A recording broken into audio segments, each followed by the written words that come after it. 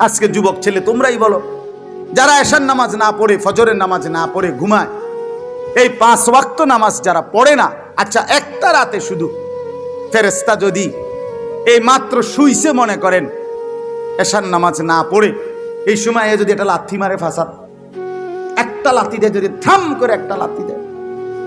তাহলে তো 7টা মহাদেশ পার হইয়া হেফারে গিয়ে পড়বে। একটা লাথি দিলে শুধু যদি একটা টানা ছটকনা দেয়, একটা থাপ্পড় মারে গাঁট চাইয়া, তাহলে তো তার বংশের আর 14 গোষ্ঠী কোনোদিন নামাজ ছাড়বে না। এজন্য আল্লাহ তাআলা বলে, বান্দা আমি যদি চাইতাম আমি তো নগদ শাস্তি দিতে পারি, কিন্তু আমার যে ফয়সালার একটা আলাদা দিন রাখছি, বিচারের জন্য আমি একটি দিন রেখেছি, মালিক ইয়াউমিদ্দিন, আছে কি না? হ্যাঁ,